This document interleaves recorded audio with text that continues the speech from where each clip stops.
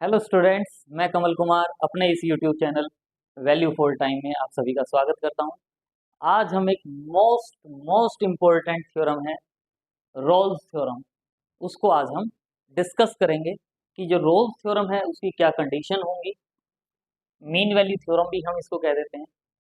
तो Rolle's theorem के लिए इन कंडीशन को हम डिस्कस करेंगे कि कौन कौन सी कंडीशन है, अगर ये कंडीशन सेटिस्फाई होती हैं तो जो रोल्स थ्योरम है वो क्या कहा गया है, उसमें उस रिजल्ट को डिस्कस करेंगे। और उसके बाद जो ज्योमेट्रिकल इंटरप्रिटेशन होगी रोल्स थ्योरम की, या ज्योमेट्रिकल मीनिंग जो होगा रोल्स थ्योरम का, उसको हम डिस्कस करेंगे। कैलकुलस का जो हमारा टॉपिक है रोल्स थ्योरम, बड़ा अच्छा इंटरेस्टिंग और इम्पोर्टेंट टॉपिक है। तो सबसे पहले हम देखते हैं कि रोल्स थ्योरम का क्या मीनिंग है। अगर हम रोल्स थ्योरम की बात कहते हैं तो क्या कहते हैं, let F be a function defined on closed interval A B. जो फंक्शन है एफ, वो क्लोज्ड इंटरवल ए बी में डिफाइंड होना चाहिए। और ये जो थ्री कंडीशंस हम कह रहे हैं, ये थ्री कंडीशंस सेटिस्फाई होनी चाहिए। फर्स्ट कंडीशन क्या कहती है कि function is continuous on closed interval A B. जो क्लोज्ड इंटरवल ए बी है, इसमें फंक्शन हमेशा क्या होना चाहिए, कॉन्टिन्यूअस होना चाहिए। और जो ओपन इंटरवल होगा ए बी, इसमें फंक्शन क्या होना चाहिए, derivable. F is derivable on open interval A B. Closed interval में कॉन्टिन्यूअस होना चाहिए और ओपन इंटरवल में डेरिवेबल होना चाहिए। और जो ये एंड पॉइंट है ए और बी, इन पॉइंट पर फंक्शन की वैल्यू सेम होनी चाहिए। F of A is equal to F of B.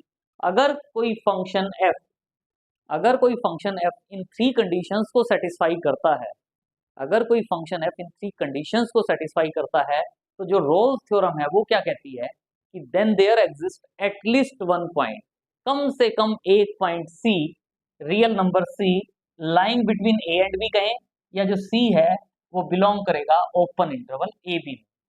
C lying between A and B कहें, या C belongs to open interval A B such that F dash C is equal to zero. Sorry, जो point C है वहां function का derivative zero होगा। कम से कम एक पॉइंट, एक से ज्यादा हो सकते हैं, लेकिन ओपन इंटरवल ए बी में कम से कम एक पॉइंट ऐसा होगा जहां फंक्शन का डेरिवेटिव जीरो होगा, अगर वो फंक्शन इन थ्री कंडीशंस को सेटिस्फाई करता है तब।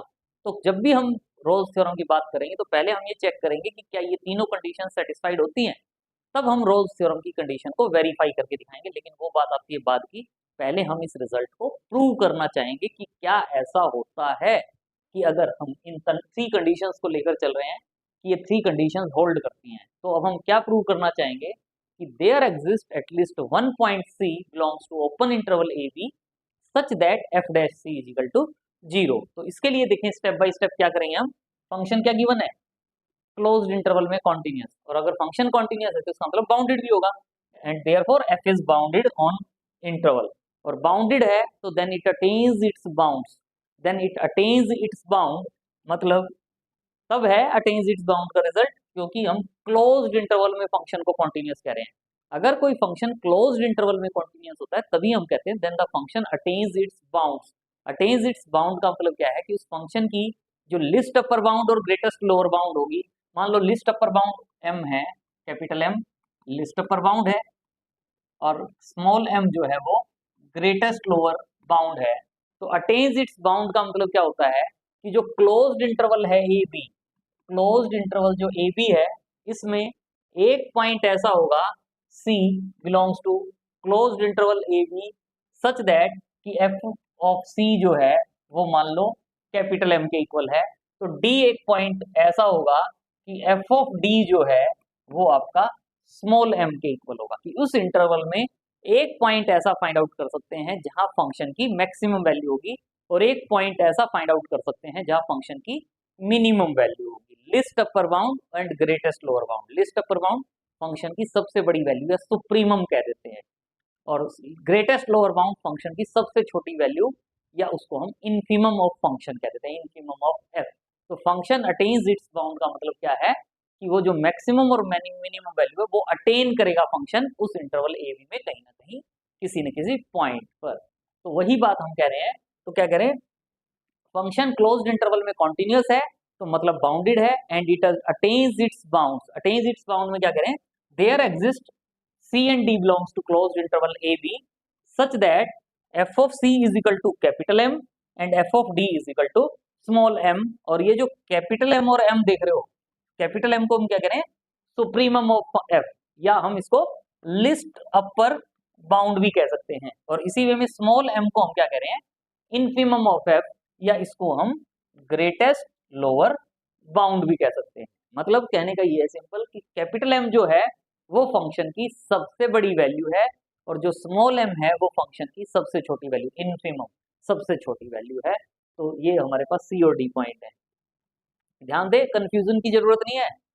तो ये सोचें यहाँ तो जी सी और डी क्लोज्ड इंटरवल की बात कर रहे हैं, और हमने रिजल्ट प्रूव करना है कि सी ओपन इंटरवल में लाई करेगा। ये जो सी आप देख रहे हो ओपन इंटरवल में, वो हम प्रूव करने की बात कर रहे हैं, लेकिन यहाँ जो लिखा गया है ये क्लोज्ड इंटरवल ठीक लिखा गया है, क्योंकि यहाँ हम फंक्शन की अटेन्स इट्स बाउंड वाला रिजल्ट प्रूव मान रहे हैं। लेकिन प्रूव हम यही करेंगे कि जो पॉइंट होगा वो ओपन इंटरवल में होगा, जो उस रिजल्ट को सेटिस्फाई करेगा। तो उस पॉइंट पे हम आएंगे अभी। सो अब हम अपने रिजल्ट को प्रूव करने के लिए देखें क्या कह रहे हैं। Two different cases arise, two different cases होंगे। जो कैपिटल एम और स्मॉल एम है ये दोनों सेम भी हो सकते हैं और दोनों डिफरेंट भी हो सकते हैं, क्योंकि फंक्शन की सबसे बड़ी वैल्यू और सबसे छोटी वैल्यू सेम भी हो सकती है। अगर कांस्टेंट फंक्शन हो तो किसी भी पॉइंट पर फंक्शन की वैल्यू फाइंड आउट करोगे तो सेम वैल्यू आएगी। तो इसका मतलब कैपिटल एम और स्मॉल एम जो है वो सेम भी हो सकते हैं और डिफरेंट भी हो सकते हैं। तो पहले केस हम ले लेते हैं कि capital M is equal to small M, मतलब least upper bound is equal to greatest lower bound, या supremum of F is equal to infimum of F. और जब दोनों की वैल्यू, फंक्शन की जो वैल्यू है क्लोज्ड इंटरवल ए बी में मैक्सिमम और मिनिमम वैल्यू सेम हो गई, तो इसका मतलब उस क्लोज्ड इंटरवल में फंक्शन क्या होगा, कांस्टेंट। तो hence f is constant function over closed interval A b. और जब क्लोज्ड इंटरवल में फंक्शन कांस्टेंट है तो कांस्टेंट फंक्शन का डेरिवेटिव फाइंड आउट करोगे तो जीरो ही आएगा। Consequently f dash x is equal to zero for all x belongs to closed interval A b. इस क्लोज्ड इंटरवल ए बी के सभी पॉइंट्स पर डेरिवेटिव जीरो है। तो जो ओपन इंटरवल होगा ए बी, इस इंटरवल के भी तो सभी पॉइंट्स पर डेरिवेटिव जीरो हो गया। हमें तो एक पे प्रूव करना था, हमें तो ये कहना था कि कम से कम एक पॉइंट, यहाँ तो सारे पॉइंट्स पे आ गया, तो हमारा रिजल्ट प्रूव हो जाता है। ये रिजल्ट कब प्रूव हुआ, जब हमने कहा है कि कैपिटल एम और स्मॉल एम की वैल्यू सेम है। तो यही हमने कहा है F dash C is equal to zero where c belongs to open interval A B. तो हमारा क्वेश्चन कंप्लीट हो जाता है। लेकिन ये तब हुआ जब हमने कैपिटल एम और स्मॉल एम को सेम कहा, लेकिन हो सकता है कि ये इक्वल ना हो। तो केस सेकंड में क्या कह रहे हैं, if capital M is not equal to small m, अगर कैपिटल एम जो है वो स्मॉल एम के इक्वल नहीं है तो क्या कहेंगे आप। देखें, अब आपके पास एक वैल्यू है कैपिटल एम, एक वैल्यू है स्मॉल एम, दो वैल्यूज हैं, और आपको पता है एफ ए और एफ बी जो है वो इक्वल है, एफ ए और एफ बी इक्वल है। तो ये जो दो वैल्यूज हैं इनमें से एक value other than f a and f b होगी।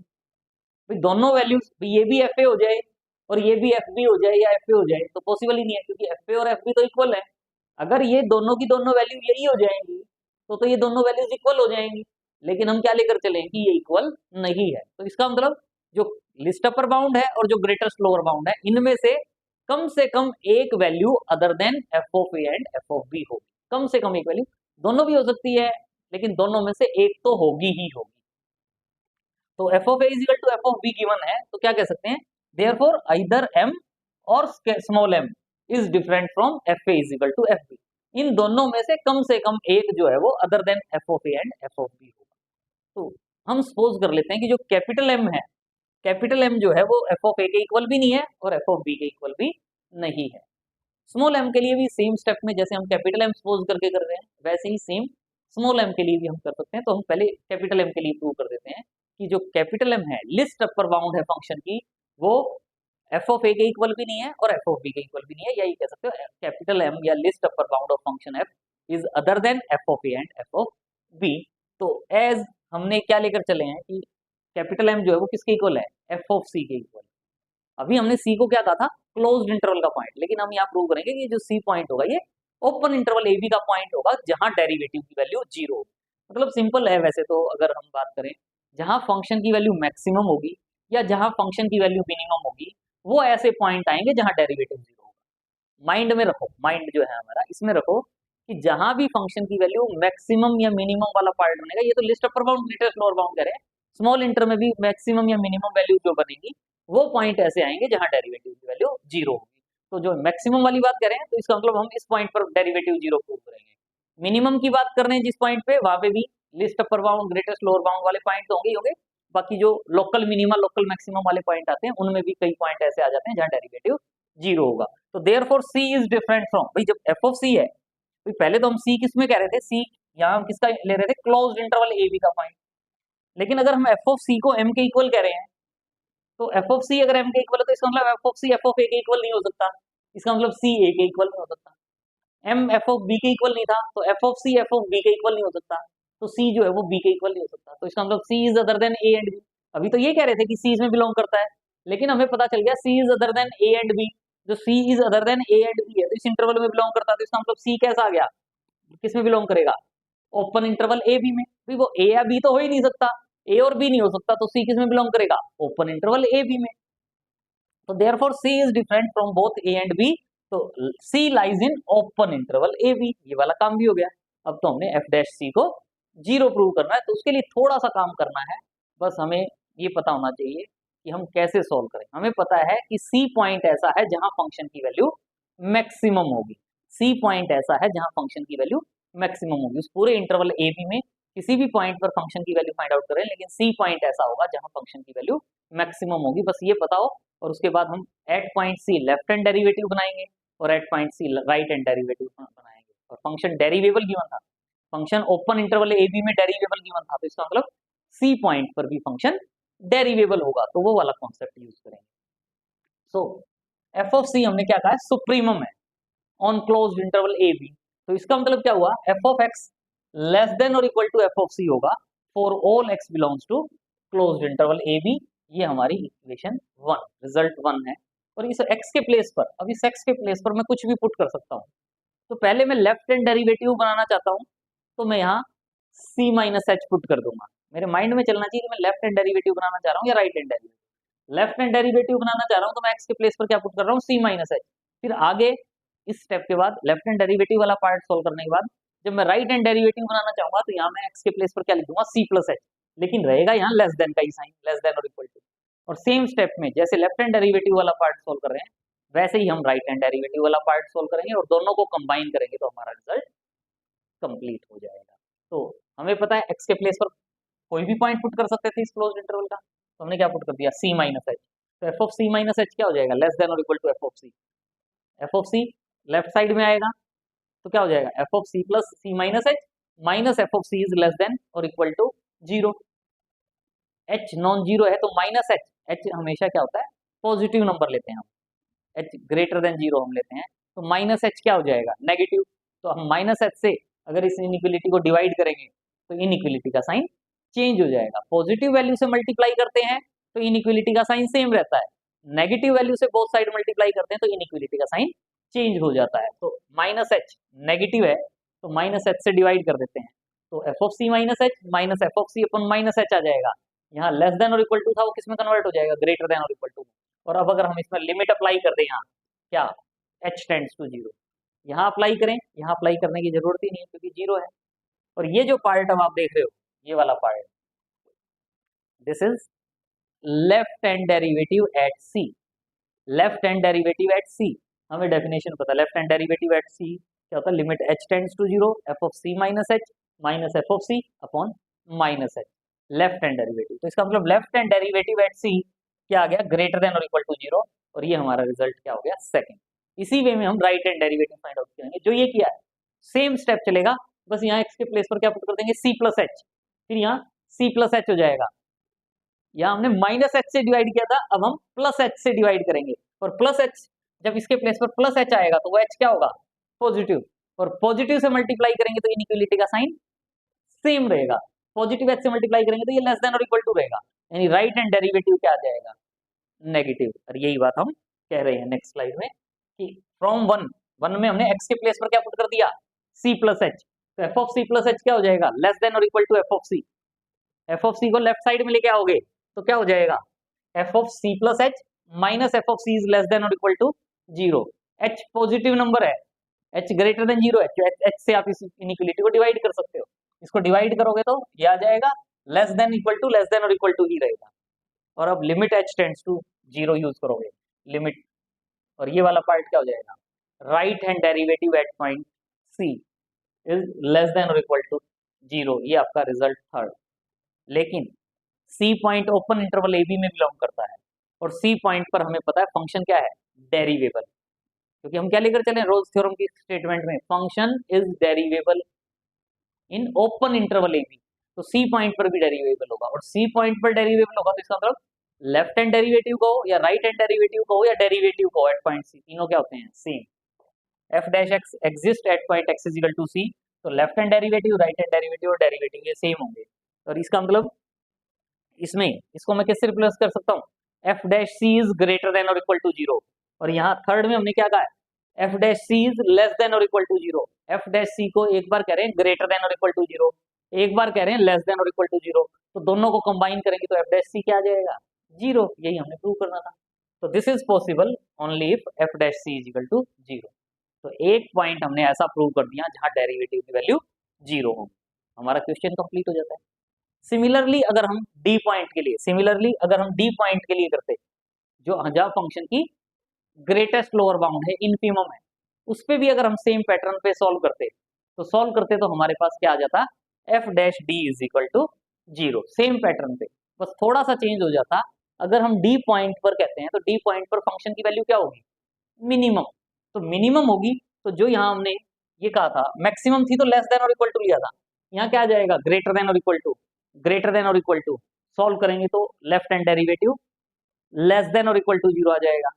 सिमिलर वे में राइट हैंड डेरिवेटिव सोल्व करेंगे तो वो यहाँ लेस देन और इक्वल टू जीरो आया था, उसमें डी पॉइंट पर राइट हैंड डेरिवेटिव क्या आ जाएगा, ग्रेटर देन और इक्वल टू जीरो। मीनिंग तो वही है, एक जगह ग्रेटर देन और इक्वल टू है, एक जगह लेस देन और इक्वल टू है, दोनों को कंबाइंड करेंगे तो एफ डैश डी क्या हो जाएगा, जीरो। लेकिन डोंट वरी, करने की जरूरत नहीं है, लेकिन माइंड में होना चाहिए कि करना पड़ा तो क्या करना है, साइन चेंज होंगे बस, बाकी का काम सेम पैटर्न पे चलेगा और उसके अकॉर्डिंग आप सॉल्व कर पाओगे।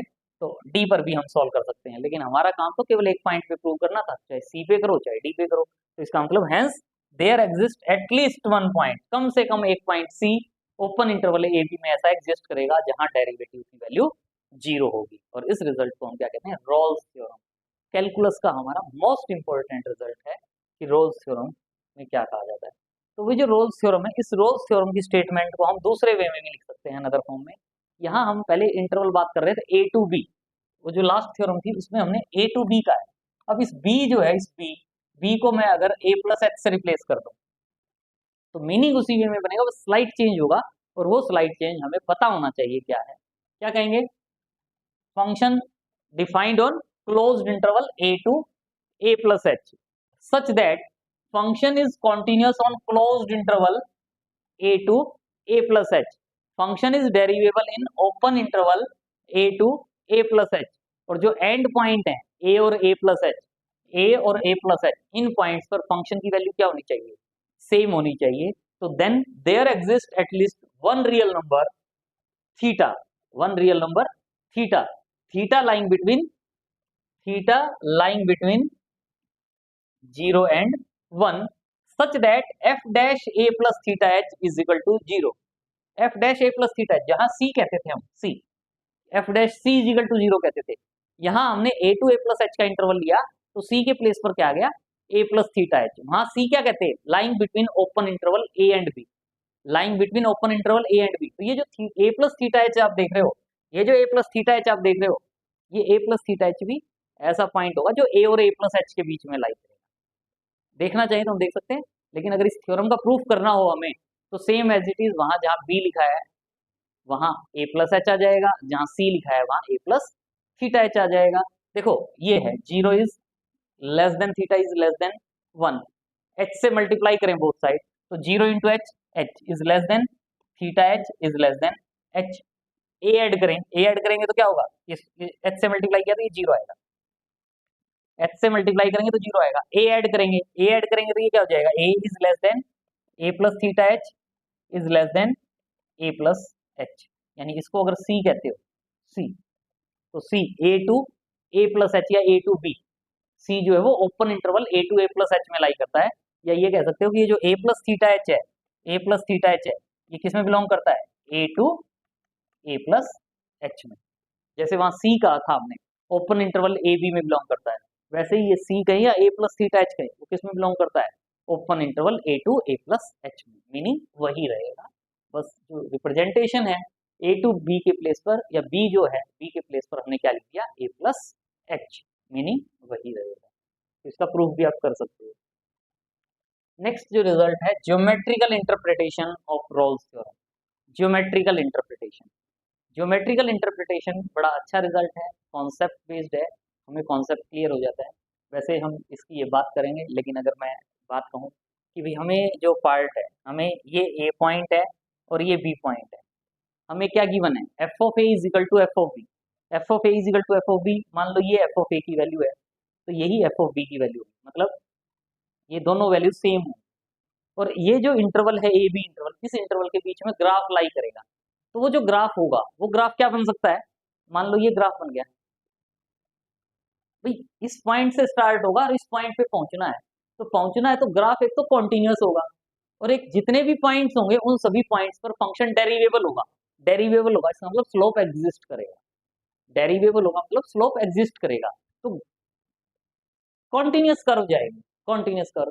अब जब ये कॉन्टिन्यूस कर्व जाएगी तो ये पॉइंट जहां फंक्शन की वैल्यू मैक्सिमम है, इस पॉइंट पर अगर आप टेंजेंट ड्रॉ करोगे, अगर आप इस पॉइंट पर टेंजेंट ड्रॉ करोगे, मान लो ये पॉइंट मैं सी कह रहा हूं, तो इस पॉइंट पर टेंजेंट ड्रॉ करोगे तो ये जो टेंजेंट आएगा, ये tangent parallel to x axis होगा, और अगर टू लाइंस पैरेलल है तो उनका स्लोप सेम होता है, हमें एक्स एक्सिस का स्लोप पता है, एक्स एक्सिस का स्लोप क्या होता है जीरो, तो ये जो पॉइंट है यहाँ स्लोप जीरो होगा, और यहाँ का स्लोप हम क्या लिखते हैं derivative F dash C, F dash C का मतलब होता है slope of the tangent to the curve at that point, F dash C का मतलब क्या होता है slope of the tangent to the curve at that point, तो एफ डैश सी, तो ये क्या होगा जीरो, तो यानी कहने का मतलब हुआ मेरे पास अगर ये ग्राफ बना तो ये पॉइंट हो जाएगा जहां डेरिवेटिव जीरो है, या मेरे पास क्या हो सकता था,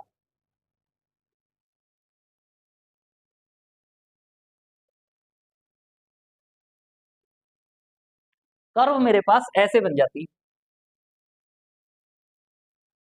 कर्व ऐसे बन जाती, तो ये जो जिस पॉइंट पर फंक्शन की वैल्यू मिनिमम होगी, इस पॉइंट पर अगर आप स्लोप फाइंड आउट करेंगे तो वो जो टेंजेंट आएगा वो tangent parallel to x axis होगा, मान लो ये पॉइंट डी है, तो एफ डैश डी जीरो हो जाएगा, या आपके पास ग्राफ इस वे में बन सकता है जो यहां बन रहा है, इनमें मेरे पास एक पॉइंट आया था जहां डेरिवेटिव जीरो था, लेकिन अगर ग्राफ इस वे में बन गया तो एक पॉइंट ये होगा जहां डेरिवेटिव जीरो होगा, एक पॉइंट ये होगा जहां डेरिवेटिव जीरो होगा, एक पॉइंट ये होगा जहां डेरिवेटिव जीरो होगा, मतलब अगर कंटिन्यूअस ग्राफ है तो कम से कम एक पॉइंट होगा, एक से ज्यादा पॉइंट भी हो सकते हैं जहां डेरिवेटिव जीरो होगा, तो इसी को हम एज ए ज्योमेट्रिकल इंटरप्रिटेशन में कह रहे हैं, जो बात बताई गई है वही लिख रहे हैं, मीनिंग पता होना चाहिए क्या कह रहे हैं उसके अकॉर्डिंग हम कर सकते हैं। तो देखिए क्या करें, let a b represents the graph, a B, ये जो ए बी, ये ए है पॉइंट, ये बी है, ए बी, ए बी जो है वो ग्राफ को रिप्रेजेंट करता है ऑफ फंक्शन एफ का graph on closed interval A B, जो क्लोज्ड इंटरवल ए बी है इसमें फंक्शन का ग्राफ है, such that the ordinate at a and b are equal, ordinate at a and b का मतलब क्या है F of A and F of b are equal, मतलब ये और ये जो लेंथ है ये दोनों की दोनों सेम है, ये दोनों सेम है, ordinate of A and b are equal h f possesses derivative, function का डेरिवेटिव एग्जिस्ट करता है ओपन इंटरवल ए बी में और कॉन्टिन्यूअस भी है क्लोज्ड इंटरवल ए बी में, as f possesses derivative at every point of open interval A b, so therefore a unique tangent can be drawn at every point of open interval AB, मतलब ये जो graph बन रहा है आपका, इस graph में ओपन इंटरवल AB के किसी भी पॉइंट पर अगर हम उसका डेरिवेटिव देखेंगे तो वो डेरिवेटिव एग्जिस्ट करेगा और यूनिक होगा, डेरिवेटिव एग्जिस्ट करेगा और यूनिक होगा, तो यूनिक होगा तो इसका मतलब यूनिक टेंजेंट ड्रॉ कर सकते हैं, unique tangent can be drawn at every point of the open interval A B, as साथ में क्या गिवन है F of A is equal to F of B, तो F of A is equal to F of B है, तो यहाँ से graph start करना और यहाँ पे पहुंचना है, तो यहाँ से ग्राफ स्टार्ट करके यहाँ पे पहुंचना है, तो एक तो ये काम हो सकता था सीधा ऐसे ही पहुंच जाते, जो मैंने कांस्टेंट वाली बात कही थी, कांस्टेंट तो हर एक पॉइंट पर डेरिवेटिव जीरो हो जाएगा, हर एक जितने भी पॉइंट्स हैं उन पर डेरिवेटिव जीरो हो जाएगा, हमें तो कम से कम एक चाहिए होता है, तो इसलिए इसको भूल जाते हैं हम। ये हमारा ग्राफ होगा, तो इसमें कम से कम एक पॉइंट, भाई यहाँ से यहाँ पहुंचना है, तो ये तो यहाँ से यहाँ पहुंचने के लिए जब ऊपर गए हो तो नीचे भी आना पड़ेगा, क्योंकि एफ ऑफ ए और एफ ऑफ बी तो इक्वल है। सीधा नीचे भी जा सकते थे, जैसे हम यहाँ से गए थे, सीधा नीचे से भी ऊपर जा सकते थे, या ऐसे भी जा सकते हो। ओवरऑल कहने का मतलब ये है कि कम से कम एक पॉइंट या एक से ज्यादा पॉइंट ऐसे होंगे जहां फंक्शन के लिए लोकल मैक्सिमा या लोकल मिनिमा बनेगा, जहां फंक्शन की वैल्यू मैक्सिमम होगी या मिनिमम, और वो जितने भी पॉइंट्स होंगे वहां हमारा डेरिवेटिव जीरो हो जाएगा। तो therefore there exist at least one, क्योंकि हमारा इंटरेस्ट कम से कम एक में है, there exist at least one point C lies between open interval A B such that tangent at C, जो टेंजेंट होगा एट सी वो पैरेलल टू एक्स एक्सिस होगा, tangent at C parallel to x axis होगा, और इसका मतलब F dash सी क्या हो जाएगा, जीरो। तो हेंस ज्योमेट्रिकल मीनिंग क्या कहता है, ज्योमेट्रिकल मीनिंग क्या कहता है कि between A and b, a और बी जो पॉइंट है इनके बीच में at least there lies at least one point c at which tangent is parallel to x axis. Open interval A B में या ए बी जो इंटरवल है इसके बीच में कम से कम एक पॉइंट सी ऐसा होगा जहां tangent parallel to x axis होगा। तो ये क्या है, ज्योमेट्रिकल मीनिंग, मतलब एटलीस्ट वन पॉइंट ऐसा होगा जहां tangent parallel to x axis होगा। वन हो सकता है या मोर देन वन पॉइंट हो सकते हैं जहां tangent parallel to x axis होगा। नेक्स्ट जो रिमार्क है इसमें बड़ा अच्छा रिजल्ट कह रहे हैं हम, अगर ये तीनों कंडीशन सेटिस्फाई होती हैं, continuous on closed interval A B, derivable on open interval A B end point पर फंक्शन की वैल्यू इक्वल, तो ही रोल्स थ्योरम की कंडीशन सेटिस्फाई होती है, और रोल्स थ्योरम को वेरीफाई करते हैं कि कम से कम एक पॉइंट ऐसा होगा जहां डेरिवेटिव की वैल्यू जीरो। तो यहाँ हम एक ऐसे एग्जांपल देख रहे हैं कि अगर मान लो उस इंटरवल में फंक्शन कॉन्टिन्यूअस नहीं है, तो दिखाएंगे कि उस फंक्शन के लिए जो डेरिवेबिलिटी की कंडीशन थी कि there exist at least one point C belongs to open interval A B such that F dash C is equal to zero, वो होल्ड नहीं करेगी, इसीलिए डेरिवेबिलिटी वाले केस में, इसीलिए इसी वे में जहां एंड पॉइंट पर फंक्शन की वैल्यू सेम होगी तब। तो पहले हम एग्जांपल ले रहे हैं Rolle's theorem, Rolle's theorem does not hold if F is not continuous on closed interval A b. हम एक ऐसा एग्जांपल लेंगे जिसमें function closed interval A B में कॉन्टिन्यूअस नहीं होगा। तो F of x is equal to क्या लिया, 2x, अगर x की वैल्यू 0 और 1 के बीच में लाई करती है, 3 अगर x इज इक्वल टू 1 है। तो आप देख रहे हो कि फंक्शन जो है वो at x is equal to 1 continuous नहीं है, function at x is equal to 1 continuous नहीं है। क्यों?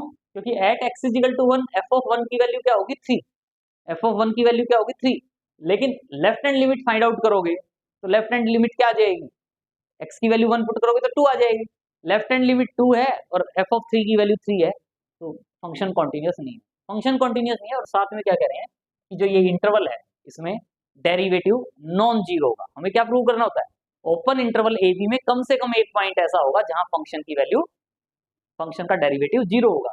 लेकिन अगर F dash x find out करोगे तो भी 2x है, अगर x की वैल्यू लेस देन 1 है तो एफ एक्स की वैल्यू 2x है, तो डेरिवेटिव की वैल्यू क्या आएगी, 2, एफ एक्स की वैल्यू 2x है तो एफ डैश एक्स की वैल्यू क्या आएगी, 2, और 2 आएगी तो वो 2 जो है वो जीरो के इक्वल नहीं हो सकता, नहीं हो सकता। तो इसका मतलब रोल्स थ्योरम की जो कंडीशन है वो वेरीफाई नहीं होगी, Rolle's theorem is not verified, या Rolle's theorem does not hold good, Rolle's theorem hold नहीं करेगी। सेकंड हम ले लेते हैं कि डेरिवेबल वाला case, Rolle's theorem does not hold if F is not derivable in open interval A B, function is not derivable in open interval A B. तो इसके लिए आप F X is equal to क्या ले लेते हैं, mod X, F of x is equal to mod X, और interval क्या ले लिया, -1 to 1, -1 to 1 के इंटरवल में फंक्शन कॉन्टिन्यूअस है, लेकिन जो ओपन इंटरवल है -1 to 1 का उसमें ये डेरिवेबल नहीं है। आपको पता है at x is equal to 0, at x is equal to 0 left hand derivative find out करोगे तो -1 आएगा, right hand derivative find out करेंगे तो +1 आएगा।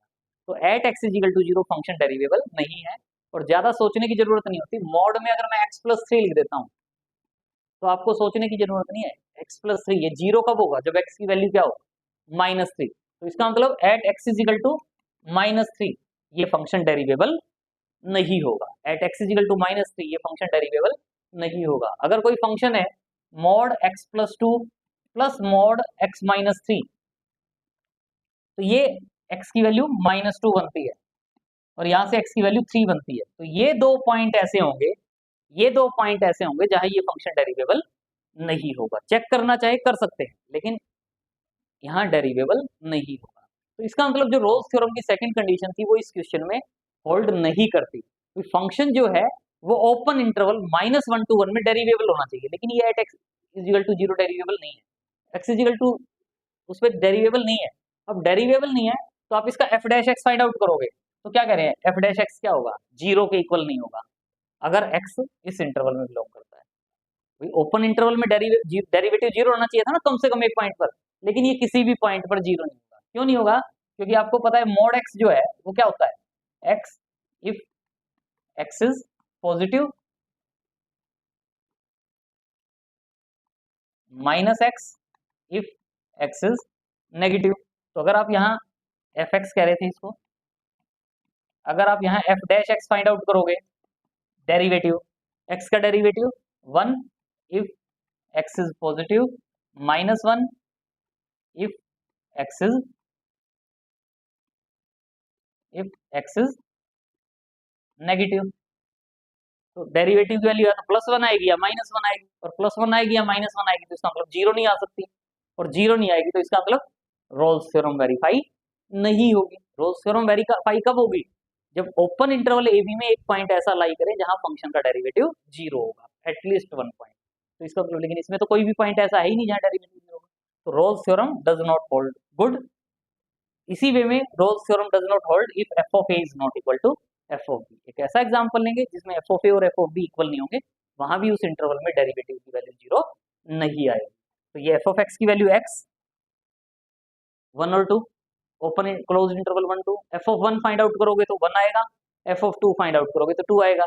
तो एफ ऑफ 1 और एफ ऑफ 2 जो है वो इक्वल नहीं है, लेकिन डेरिवेटिव फाइंड आउट करोगे तो एफ डैश एक्स का डेरिवेटिव क्या आएगा, 1 आएगा, जो 0 के इक्वल नहीं है, और 0 के इक्वल नहीं है तो इसका मतलब roles theorem does not hold good. मतलब रोल्स थ्योरम होल्ड तभी करेगी जब ये तीनों कंडीशन सेटिस्फाई होगी, अदरवाइज जरूरी नहीं है कि रोल्स थ्योरम होल्ड करे। तो रोल्स थ्योरम का जो कॉन्सेप्ट है बड़ा अच्छा कॉन्सेप्ट है। कमेंट बॉक्स में जरूर मेंशन करें कि आपको ये वीडियो कैसा लगा, लाइक भी करें, शेयर भी करें, सब्सक्राइब तो आप कर ही चुके होंगे। तो thanks for watching, see you in next.